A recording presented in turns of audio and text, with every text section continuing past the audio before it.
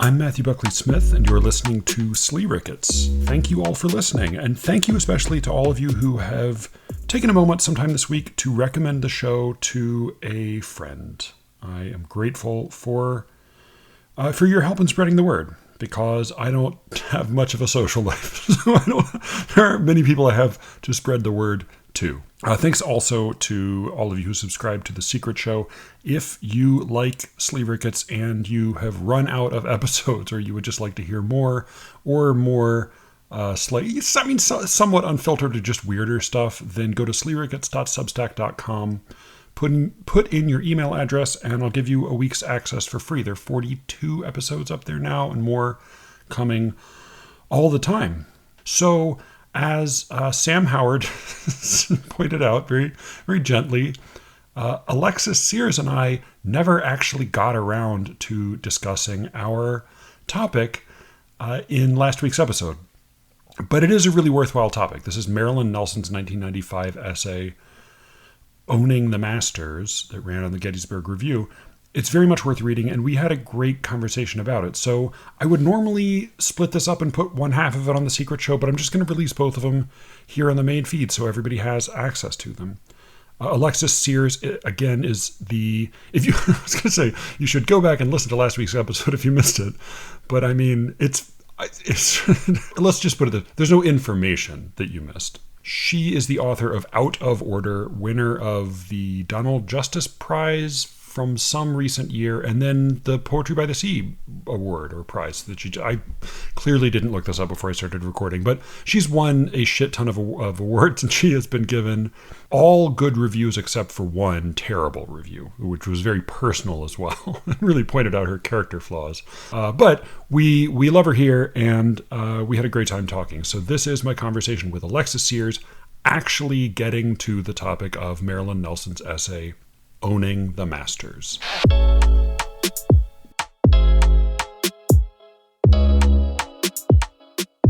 So I on this list, the second time I sent it to you, you responded by, there's an essay by Marilyn Nelson.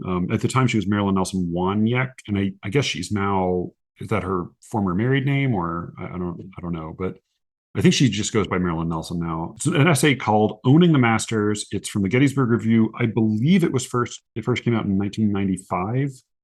Isn't that crazy? The year I was born, she was writing these brilliant. Yeah. Shit, you were born in 95. Oh man, I didn't even realize that. So yeah, and you read this and you said, I feel like this was written for me. Yeah. Absolutely. Yeah. Well, first of all, Marilyn Nelson and I think we were at Sewanee at the same time, but I never got to meet her, which is like the biggest regret. Definitely the top 6 biggest regrets of my life, because she is so cool, right? Yeah. Isn't she amazing? Yeah. But reading this, I was going through and I was just highlighting so many different things, because it just covers so much ground in terms of not even just about like race and formalism, because that seems kind of like it's, that seems too simplistic. Like I'm just kind of paring it down, but it's really a lot about like belonging and being welcomed into certain languages and worlds, and what she said about Maya Angelou and Shakespeare, I believe. I'm looking for it. Yeah. Shakespeare wrote for me is what Maya Angelou said.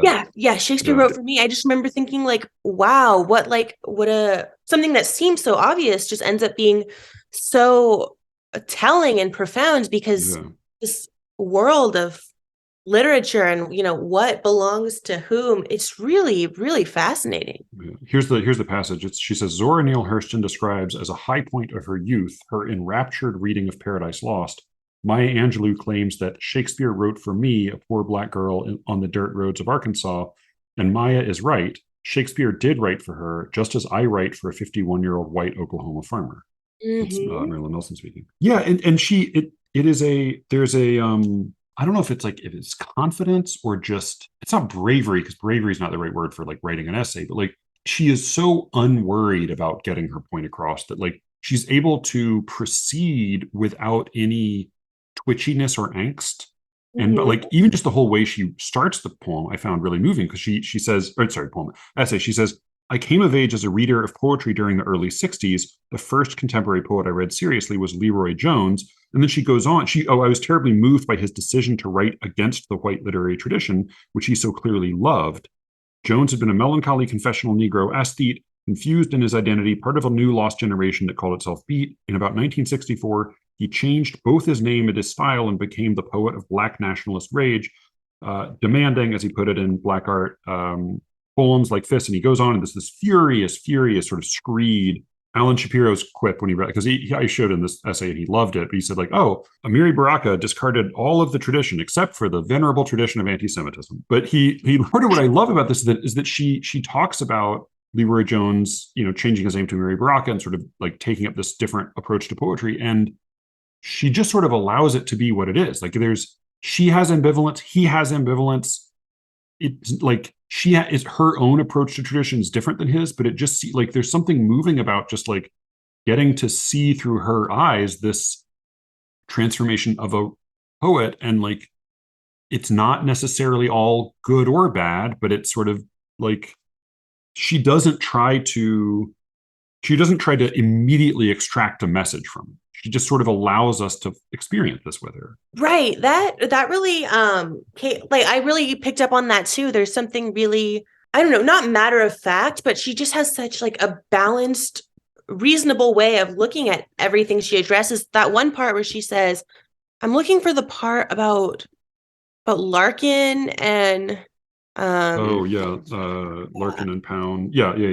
Oh yeah, where she says, how can I read Wallace Stevens without remembering that he is said to have asked when Gwendolyn Brooks became the first African-American poet to be awarded the Pulitzer Prize, why did they let the coon in? What about Ezra Pound? What about Philip Larkin? Like, she's so addressing things that are, super relevant, not only in life, but in our writing in general, which is that everybody's multifaceted, kind of like what you were saying earlier about the eulogy. Like, we have these people on the one hand writing these brilliant, moving poems, but they're also total racists or, total misogynists. And both of these things coexist.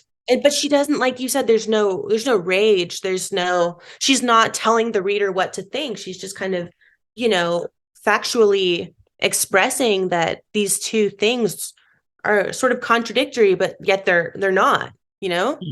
I think maybe part of it is that like she's very emotionally honest throughout in saying like, oh, when I read this, I also feel this contradictory thing, and like here is how I imagine, like her writing about Phyllis Wheatley's poem, The Atheist, which like I then like when I read this essay, I then went and read the whole poem, and I think like it's a limited poem, but it's certainly like in the context, it's sort of fascinating. And she goes on to say, so Phyllis Wheatley was an American slave who wrote poetry, and she writes this poem, The Atheist, that is very much against atheism and demanding how can you what she says, thou who dost daily feel his hand and rod, darest thou deny the essence of a god?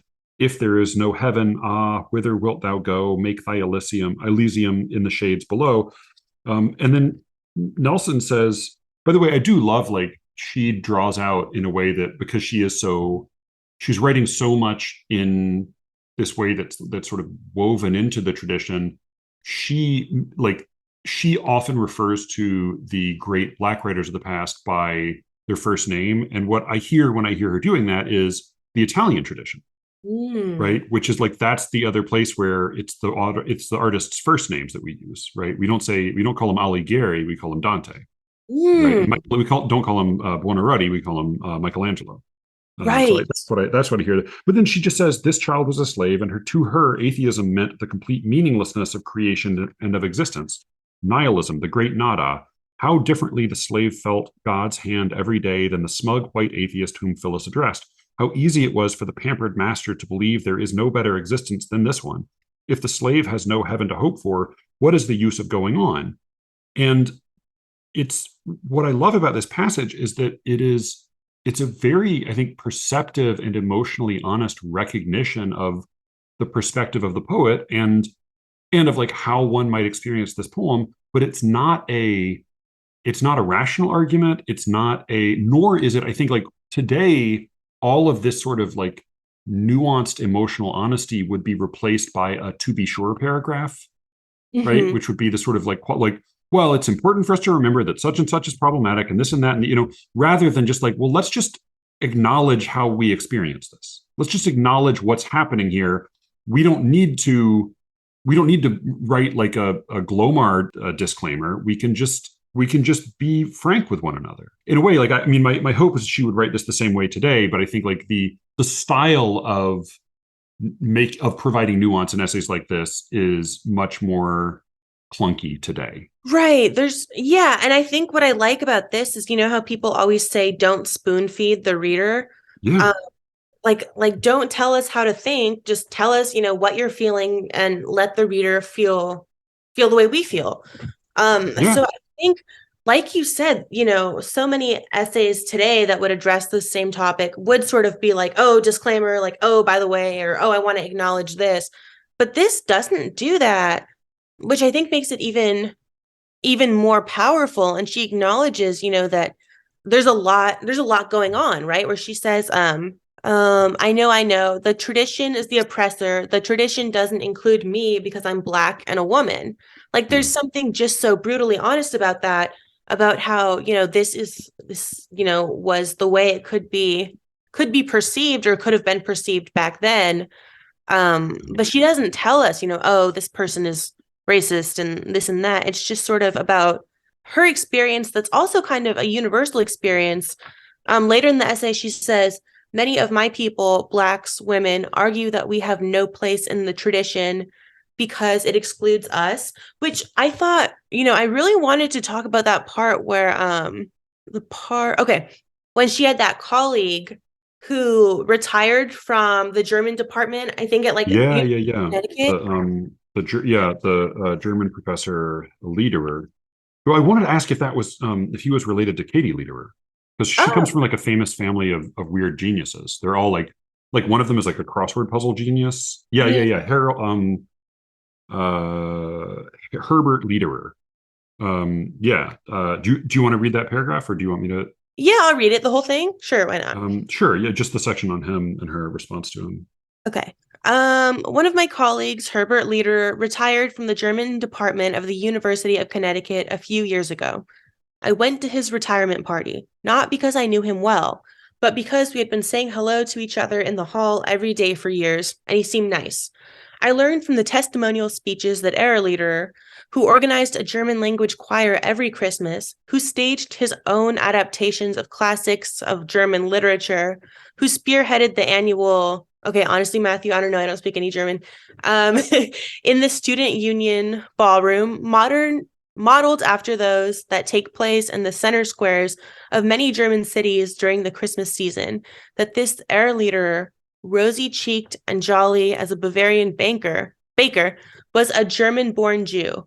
I learned that he had escaped Nazi Germany as a university student, and that he had resolved, as news of the Holocaust leaked out, not to give up his study of German literature. To give it up, he reasoned, would have been to give in to the Nazis who declared Jews unworthy of it. To study it, to teach it, to love it, was to keep it out of Nazi hands. It was to own it. I mean, I read that over and over. I thought that was so compelling.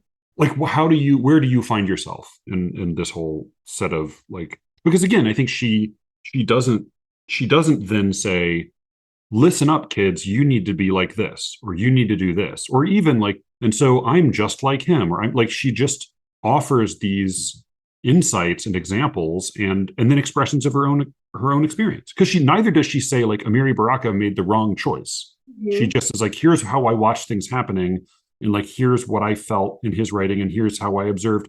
And she cites some of his poetry that like he has some better and worse poetry. She cites some like pretty ugly stuff from him. Mm-hmm. Like it is not. If in a different kind of essay, the stuff she cites from him could be like used as ammunition against him. She's not using it that way. She seems really to be like, as much as anything, mourning like his own inner struggle and loss.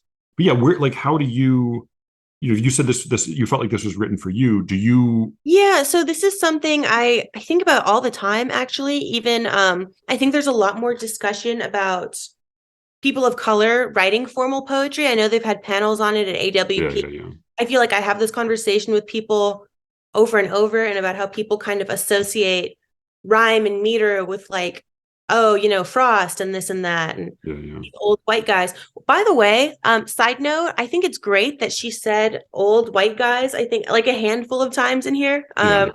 Because I said something very similar at back to school night, sort of offhandedly, and got in huge trouble with one of the parents.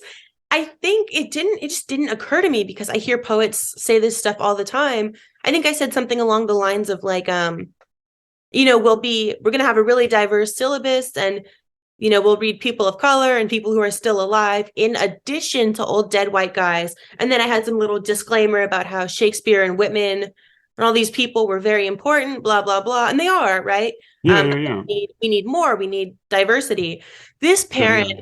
parent sends me an email just What's out. the objection to that? Well, she said she thought that I was disrespecting Shakespeare and Like that, calling him an old dead white guy? yeah, like these are facts, right? I'm just spitting facts. And then she's like, but this part's hilarious. She goes, I'll have you know that your students' ancestors are old dead white guys. I'm like, yeah, mine too. Like, my mom is white. Like, what is your point here? Like, What? it was just so I mean, bizarre. it would be one thing if you'd said, "And so we will not be reading any Shakespeare." Like that would be like you're Right. like what? Yeah, I mean, you're right because like I appreciate that she's irreverent about Right. it. Like it, and that's part of in saying like, no, this is mine as well. Like Right. I get to have this, and that means like not just treating it with kid gloves, like Exactly. playing. She gets to play rough with it too. Yeah.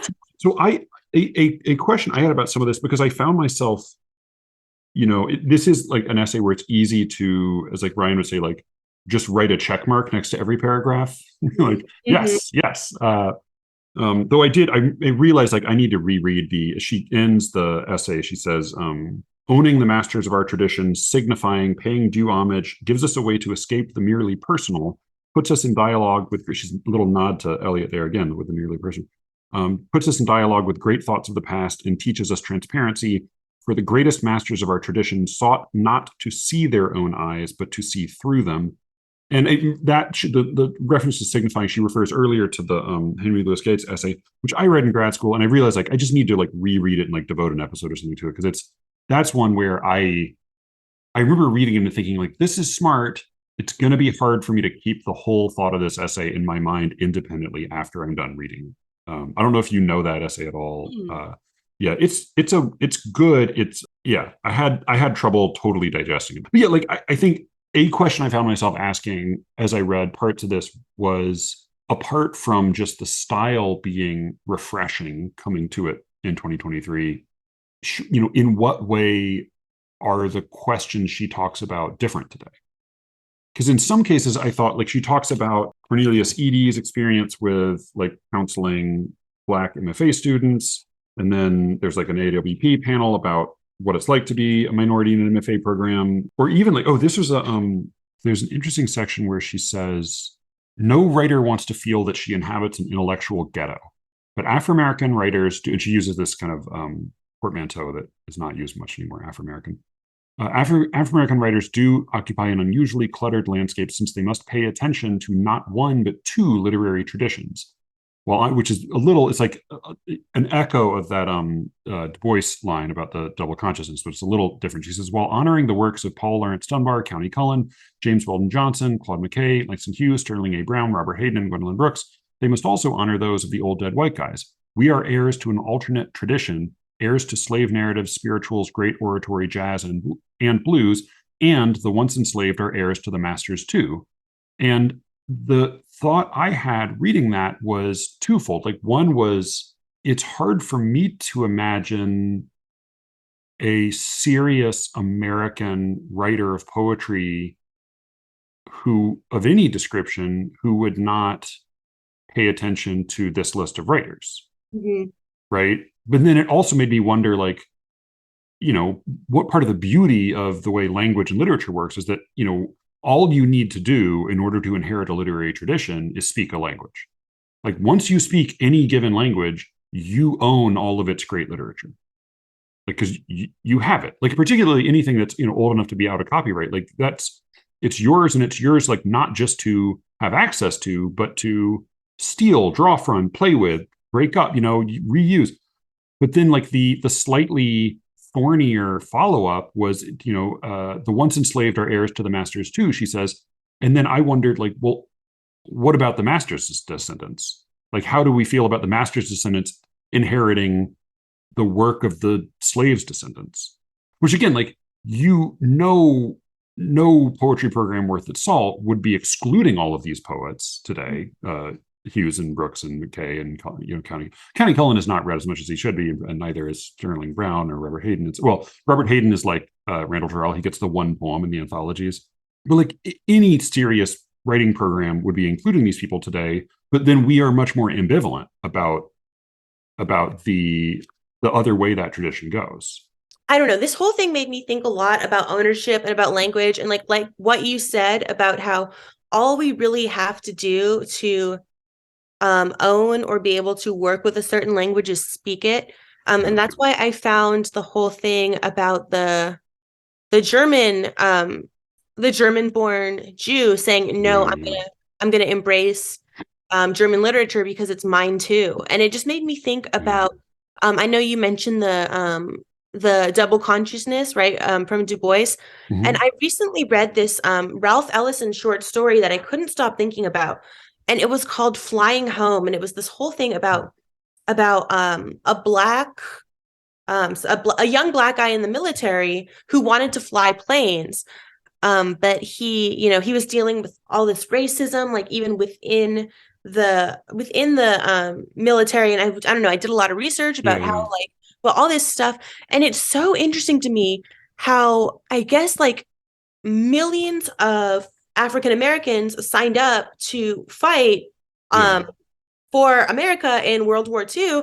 And it just kind of got me thinking about like you said, like having these identities as both an American, but also as an African American. And you're kind of like identifying with a country that inflicts a bunch of racism on you. And how like conflicting that is, right? So I think that's what makes poetry and language so cool, is that this is kind of the way to fight back and the way to embrace what ultimately is also theirs, right? Like yes, there's the master, but this doesn't just belong to the master. I do think though that I'm trying to find that part about that we were just talking about Hayden and about an unusually cluttered landscape, since they must pay attention to not one but two traditions. And I think that's a really interesting point, because there is sort of this poetic tradition associated with Black writers and writers of color, but then also there's the old dead white guy formalism type of thing.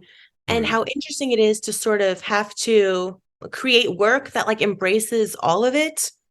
And I don't know, it really kind of made me think about this, about how people hear like form or rhyme and they automatically think, okay, white, but why, right? Like, why does that exist?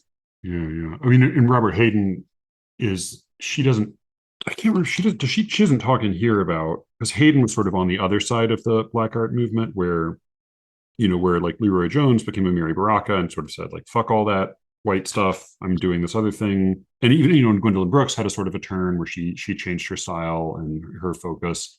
And Robert Hayden was for a while sort of infamous among Black poets for not for saying like, I'm not interested in the Black arts movement, I'm interested in continuing to write weird. And like, he didn't just write in Meter and Rhyme, he wrote a lot of free verse, but he just sort of kept doing his own weird thing with his crazy Coke bottle. It's just like, I mean, to me, it's just like a classic poetry weirdo. Just like he has his own, shtick. I mean, like his was one of the photos in the anthology growing up. It was like, that's a weird dude. Like he just he like looks real crazy in his picture. Love that. Oh yeah. Like, and whereas like Jarrell in the picture, you see it, he looks uncharacteristically sane in his, like you don't see how big the beard is. Like it's cropped in a way that he sort of looks, oh, he looks like a nice professor. It's like the older he got, the weirder it was. He was more and more, he was like a sober John Berryman, which is like an alarming thought. That's fascinating, actually. But yeah, I wondered like how, how much are these still two traditions? Right. Like I mean, I think there are, it's funny, like I know Ryan has said like he's expressed frustration with the way that like when we talk about Southern lit, we very often like don't include black Southern, like, so like even a lot of like Harlem Renaissance writers were like born in the South. And Mhm. like there's this weird sense that like, oh, that's a separate track, Right. for Right. good, Yeah. like not even necessarily like, people who treat it, with one attitude or another still seem to sort of weirdly separate that. Oh, absolutely. It is really weirdly divisive. And like what you were saying about I think you said it was about Robert Hayden, right? Being like, oh, I don't want to Yeah, he declined to follow the Black Arts I think movement. what's Yeah, interesting about that and what's kind of cool about that is that even though is that there's so much pigeonholing even today and so much pressure for people of certain backgrounds to like write a certain way or be a certain way. yeah. And it reminds me of like when I was in school and we were talking about Maya Angelou's like I Know Why the Caged Bird Sings. Immediately, everybody just decides it's about slavery because it's about a bird in a Right, right, cage. right. And it's that simple. And this is Black literature, and Mhm. this is white literature, and we have Faulkner over here, and we have like Langston Hughes and Maya Angelou, who are like the only two Black people they even taught in school, Right, right, like yeah. over here. And it was just so weirdly, like you said, separate. I mean, a lot of these people have identities that overlap. Like, we had a lot of these Black artists born in the South.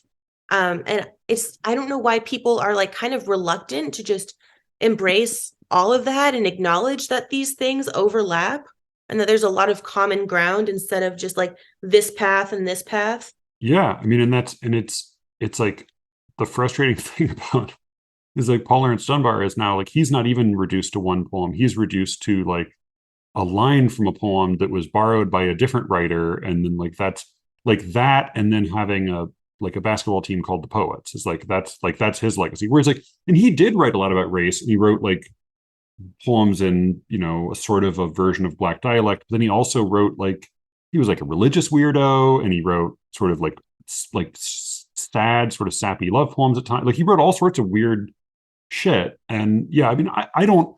So I am less well versed in Maya Angelou's writing, but I noticed like you have a line from her on your website. So is she a poet Oh, you have, or I know she also wrote, because I know where the Great Cage Racing is memoir first, right? mhm.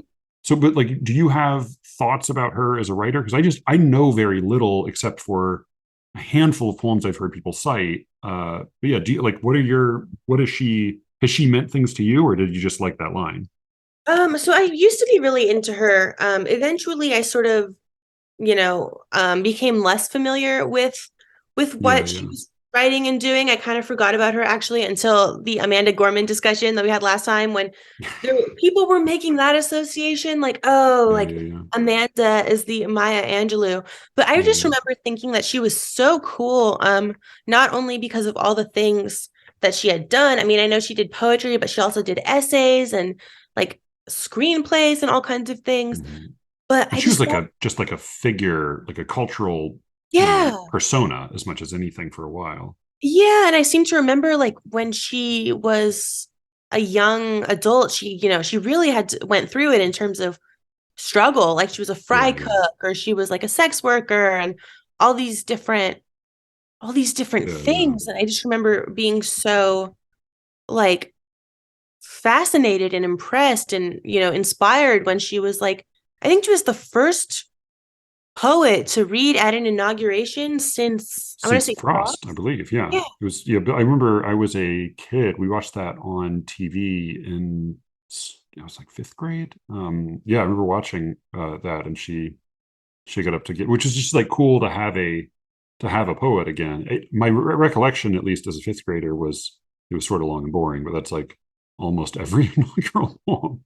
Yeah. Now Yeah. that they've become, I mean, and Frost's was itself like a famously kind of a debacle because he couldn't read what he brought up. Right. But yeah, I mean, so that, and then surely that's part of the comparison with Amanda Gorman is just like a notable inaugural poet, and one Right. that sort of won, because I want to say people, Maya Angelou won over the crowd a little bit. I mean, I kind of, my sense of her from my limited reading is that she's like Phenomenal Woman or Still I Rise, which are the like those come to mind. And my sense is that like read in a vacuum, they're sort of unremarkable, but it seems like those are poems where read in the context of her actual life and with her as a like breathing persona embodying them, they could have some power. But I want like I don't know, like I wonder how much it's not dissimilar from certain kinds of spoken word or not dissimilar from certain kinds of like singer songwriters where like I think like Clouds is a fine poem, but it's better when it's actually Joni Mitchell living her life and and embodying. Right. Yeah, I think that's a really interesting point. And then I think, in contrast, I know very little about Langston Hughes, but I think what I've read of his could totally just like stand on its own without having any of that background knowledge. What do you think? I mean, I've never fallen in love with his poems, but I do find that they tend to have enough, enough like of a wrinkle to them. Like they tend to, I remember being surprised as a little kid looking at like a tent that was put up for a wedding and not understanding why they had cords holding it down. I thought like, well, why do you want it to stay up? So why do you have these cables pulling it down? And of course, you have these cables on all those different sides pulling against each other, Mhm. and it's that tension that keeps it upright. And I think like his poems have some of that tension in them where they pull against themselves. They have enough like, I mean, I think the new critics would say like that's all like irony, and like some of it's irony, but some of it can be formal, some of it can be tonal. But there's enough tension in his poems that it seems like they don't need his particular, because he was also like handsome and charismatic and sort of fashionable and this, so like you could see him being a persona that could also support the poetry. But yeah, like Mhm. his poems, the ones that I remember, have enough sort of playfulness and tension in them that they do stand up a little bit on their own. So the poems of hers I have read are less that way. Mhm. But yeah, I think I may not have ever read him in the right mood. But yeah, I think like with him, I think like there's something there that's not to be denied, but it's never been my favorite. Mhm. Yeah, which is how I feel about so many things, Oh, I right? mean, that's most things. Yeah, that's, Like, that's my yeah. default. Well, no, Yeah. like most things are like they don't even have the thing that makes them stand up. Like I don't even see the thing worth valuing in most things. So yeah, like that. Yeah, Yeah, yeah, that's how I've been feeling about a lot of poetry. And I had this conversation with someone else. So it's not just me, where I read so many things that are objectively very good, but they just don't do anything for me. Like I forget about it 5 minutes later. yeah. Are Yeah. you having the, because the curse is my wife won the Donald Justice Prize and then she fell out of love with poetry. You know, Are you having like a sense of, do you need to like take a breather? Or do you need, yeah, where are you with I'm that? having horrible writer's block. Oh And it's yeah. nothing like, oh my gosh, I've only written a few poems this year, and I think they turned out. I like how they turned out, but they aren't coming naturally. And I keep reminding myself like, take it one poem at a time. You're not writing a second book. You're writing a poem this month, Yeah. kind of thing. But even with that in mind, I just feel like you know I have the sense of like, now what? What else is there to say? Like my whole life is Yeah. this book. I don't know. Yeah, so this is like the line novelists sometimes use when is like you write a first novel and you put everything into it. They call it burning down the house. Mm, You gave it everything and now there's nothing left and you have to like build a whole new house now. very, yeah, that's actually really fascinating and it's true. And I'm like relieved that this is not just an Alexis thing. No. But also I think like with poets, you have it in some ways. You have a better precedent than like certainly like pop stars do or even novelists sometimes. And that like I think it's actually probably healthy to take a good interval. Hmm. Like I think poets publish books too close together. I think so Like too. yeah, like I mean I think the ideal is like 7 to 10 years between books. I think Um, so too. I think every time someone starts cranking out a bunch of books at once, I can't help but wonder about the quality or the effort. Like, I know that sounds like kind of a generalization, but I remember I once met Michael from Copper Canyon Press, and he said that every time he gets a cover letter that says something along the lines of, oh, I started writing and I just couldn't stop, and all these poems are pouring out of me, that he finds that to be a turnoff. Yeah, Because yeah, yeah. like you said, you need that interval. You need to live and think and read, right? And just Right. kind of experience things that will give you like the ability to write these moving, thoughtful poems. Yeah, yeah, yeah. That you're the poems serve life, not the other way around. Right. Um, yeah, yeah, yeah. I want the cover letter that says like these poems just poured out of me 9 years ago, and now Exactly. and like since then I've revised them, and now I'm ready to show you what's Yes. survived of that deluge.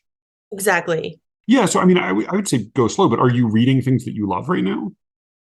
Yeah, I'm looking on my desk to see what I've been reading. Okay, I read have you read Bar Napkin Sonnets by Maura Egan? Buy napkin sonnets? Bar Napkin Oh, Sonnet. bar napkin sonnets. No, no, no, no. Oh my Moira gosh. Egan, is she the Shitty Men in Media List woman? Gosh, I don't Moira remember. Egan? Maybe not. Maybe it's a different Moira. She's I'm super gonna cool. sully somebody's name. I don't know whose, but you know. I couldn't recommend it more. It reminds me of myself, so I love it. It also reminds me of like Marilyn Hacker in terms of just Oh, like, okay.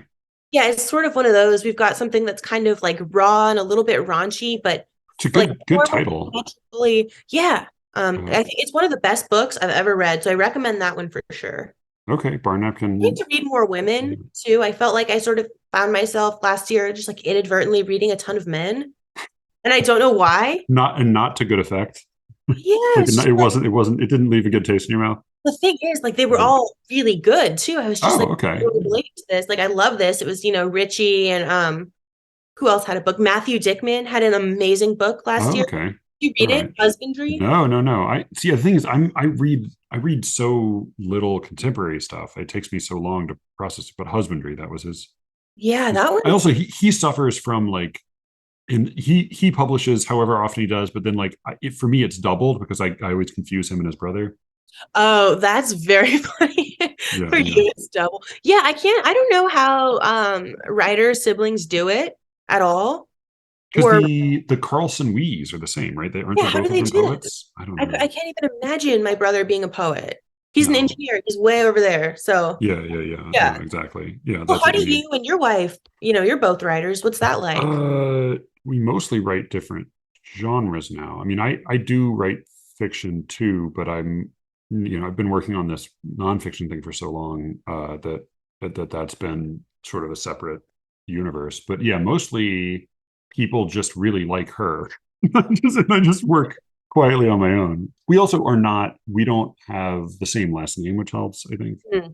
And there aren't a lot of people who are not, I'll say, like, if you're not related to one of us or like close friends with one of us, it's less likely that you will like both of our work, Hmm. right? Like, Yeah. I think we both have our strengths, but I think like we don't necessarily write exactly the same type of thing.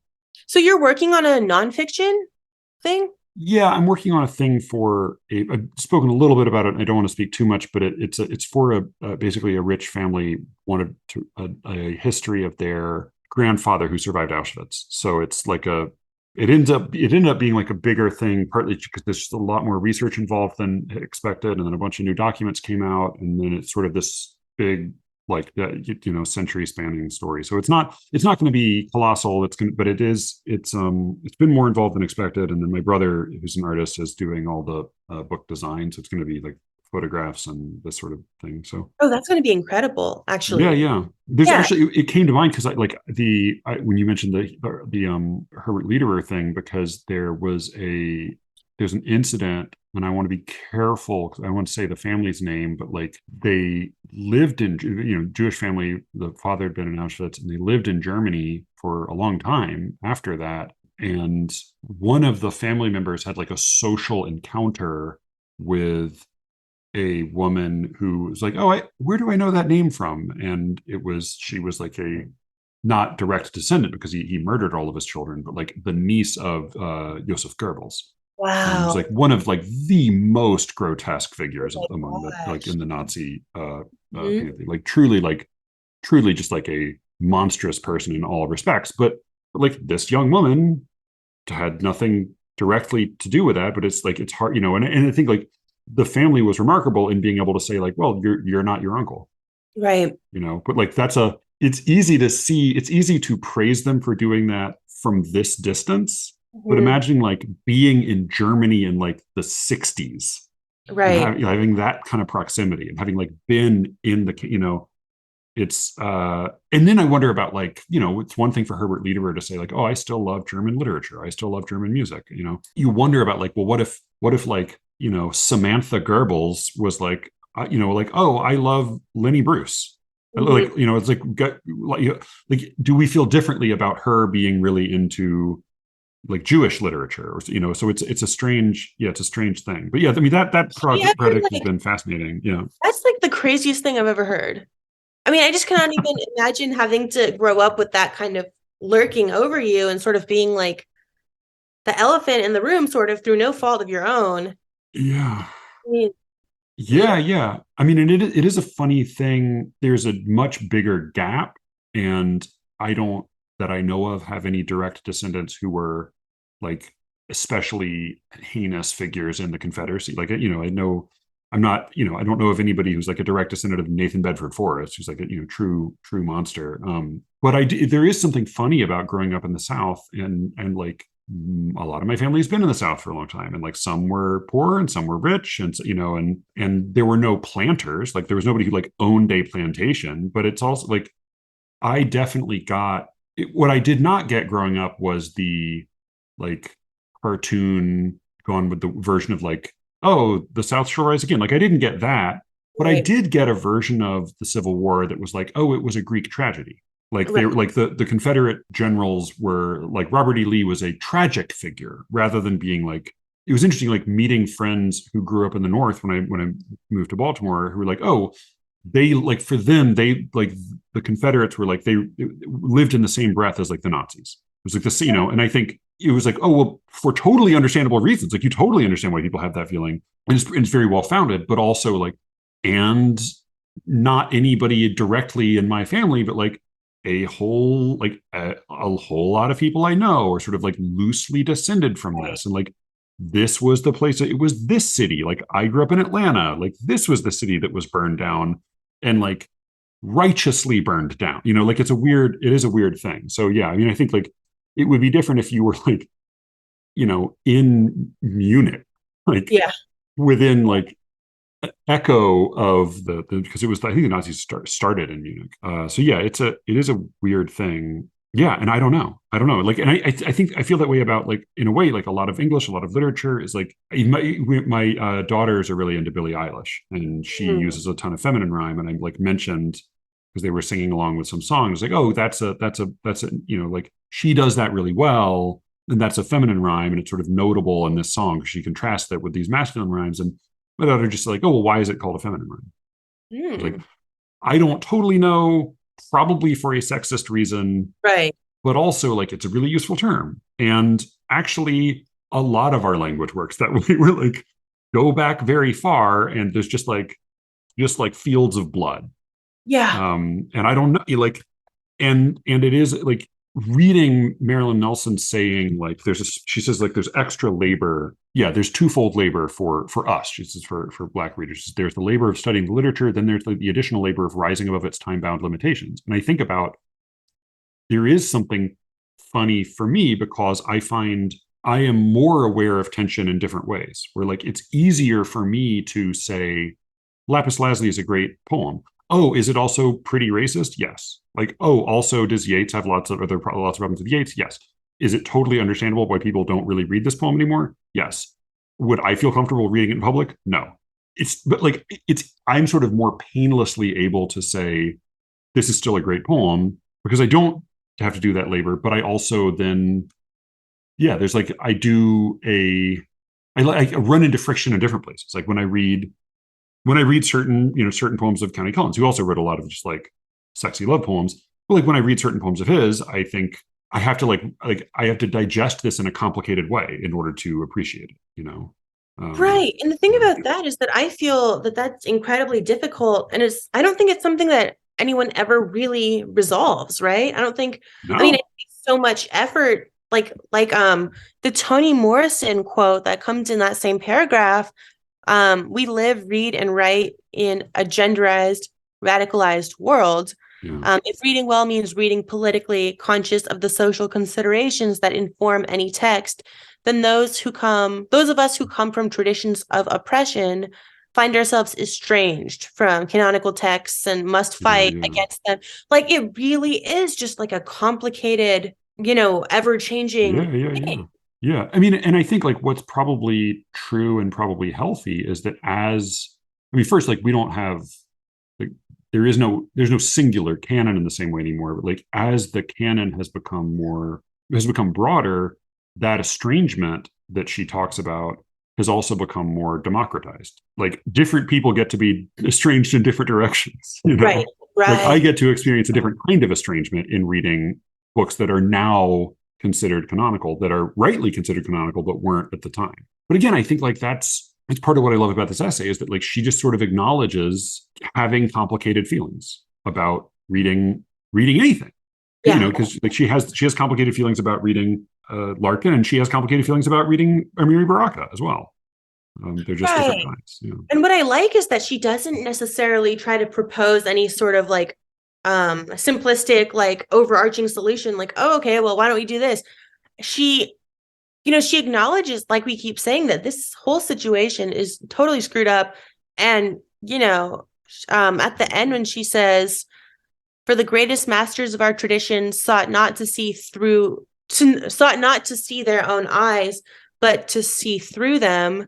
I mean, Yeah. that's such a powerful way to end it because I mean, it's so true and it's so poignant, but she's not just kind of like boiling it down to like, oh, okay, well, here's a little ditty to end it in with like a neat Yeah. little bow because that can't be done. Yeah. Oh, yeah. And the it's funny, like the thinking about this essay today in an odd way, like there's a richness to the title that I think might be lost if it were published today, because we of course use owned also in a sort of a slang term for like getting the better of someone or like Yes. dunking on someone.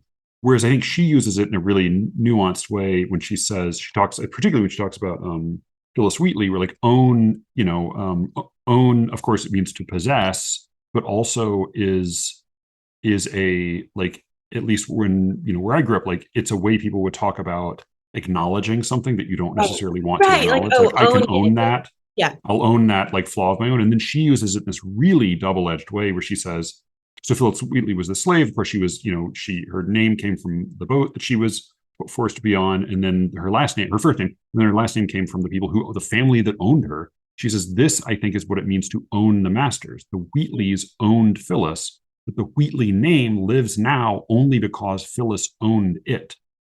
So Right. that ownership is not as simple as merely like being able to pocket something. It's a sort of Right. having to live with something and accept that you live with it. Yeah. Which again I think is like that's part of like if you speak a language, particularly if that's your native language, you get to own all of the literature, but also you have to own all like you're in a way like you're beholden to it in the same way that you get to have it. And that's part of the like a thing I worry about with, I mean, I don't worry about it, but like in arguments about cultural appropriation, sometimes I think that the treatment is as if like this existing IP or this existing culture is merely like material, is merely like stuff you get to use. Whereas I Hmm. think like really, really engaging with the tradition means sort of having to incorporate it into you, having to like it's not just that like you get to use it, but like in having this intimate relationship with it, like you become beholden to it, you Right. become responsible for it in certain ways. Right. Yeah, that's actually really, really true. It's sort of like kind of like a tug of war almost about like you said, you're beholden to it, but it's just you're kind of like responsible for it, but also it owned you. Like there's just a Yeah, lot. yeah, Yeah. yeah. I mean, it's something I think about in a like almost just in like a technical sense with Shakespeare because he's as good as it gets, and yet so much of his work can't really be embodied in its proper form today. Like because we don't hear play like the people who were seeing plays at the time. First of all, they didn't call it seeing plays; they call it hearing plays because Their eyesight was much worse and their hearing was much better, and they were better trained to hear. Mm. And the culture was such that things made sense in a different way, and it was not as alien. The language was not as alien to them as it is to us now. And I think like there are good productions of Shakespeare, but a lot of the plays, you're just never going to be able to experience them directly. And so in a way, like part of inheriting Shakespeare is having to sort of inherit this imaginary inner world in which you can understand his plays as they, it's almost like you have to like read them and have a really rich production of them in your head in order Right. for them to live properly. Exactly, because that, it can't really be replicated, how it was back when people were like hearing the plays. Like you're Right. saying right now, so much of it is kind of like relying on us to like have the imagination and understand a lot of the context. Right. Which in that case is like, even if you're just talking about like formal and technical context, you still have to do that work. And I think the same is true for historical context, for political context, for like, if you want to read Ezra Pound, like you can't not build a pretty elaborate infrastructure in your head for being able to appreciate his poetry. But also like, it's worth it. I mean, the same with Yeats, like he's fucking bonkers and he's a fascist and he's a weirdo. But like, if you can allow yourself to like build up enough of that the history of Ireland and like all of this other weird personal stuff, then you can begin like then those poems can begin to live in your head in a way that's really vital, in the same way that Hamlet can live in my head in a way that it probably I'll never really be able to experience it in a theater in that way. Yeah, that kind of makes me think of T.S. Eliot a little bit, and The Wasteland, and just like, all the context of everything, but also mostly just like all the illusions, right? And how we Yeah, had to yeah, do yeah. so Like much work. you need to have a certain landscape in your Yeah, like mind. you have to have a computer in front of you half the time, like figuring out what the heck he's talking about. But it's totally worth it. Yeah. Or I mean, or as like, and I think I don't know if this is what he would want or not. Like the way so much of how I experience that poem now is in fragments. Like it's a poem of fragments, and it in some ways like it lives on in its shards. Like that's again like Nietzsche I think wanted to. Walter Kaufman like writes about him saying like, oh well, we should never be breaking Nietzsche up into his aphorisms. We should always be reading him in the whole context of all of his work. And I think like, well, great, but unfortunately, like a lot of his aphorisms are really snappy and they live really well on their own, even if they don't have all of the context that he would want them to have. Right. So, what is your thought on, because you have been to some conferences, you are going to some conferences, maybe you've got a panel at AWP coming up, which my wife is the AWP person in our family. She's like had a like conference party renaissance in her recent years. So I'm curious, where are you as a cool young person? Where are you in the conference reading poetry in person world? What do you make of all that? I think it wasn't until COVID hit that I realized just how absolutely vital in-person readings are. Yeah. Not only just like if you're reading it, but being in the audience. Poetry is meant, I really do think a lot of it is meant to be heard and experienced and kind of like audience energy in a way that like you just can't replicate on Zoom. It just can't happen. Seeing a bunch of little squares with people's faces in it is absolutely not the same. And yeah, so I think as for the conferences themselves, though, the past few times I've been to AWP, well, I've only been 3 times. The past 2 times I've been a little bit disappointed.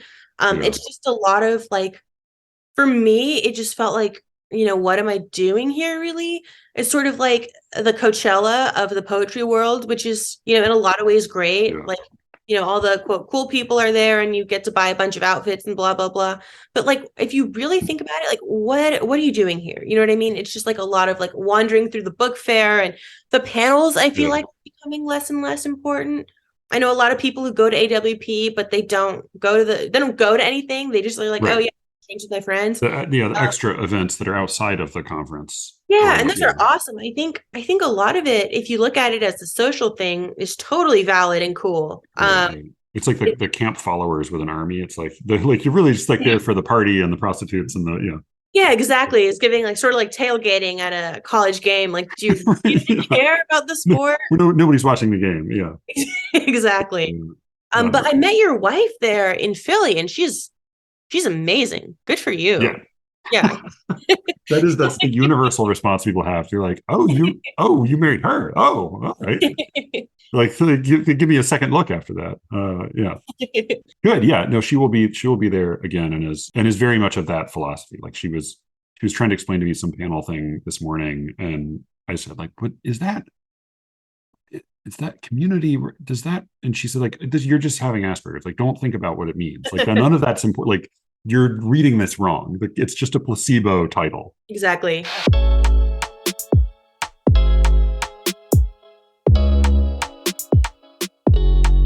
That was this week's show. You can reach me, as always, at SLEERICKETS@gmail.com. Thank you all for listening, and with any luck, I will be speaking to you again very soon. Until then.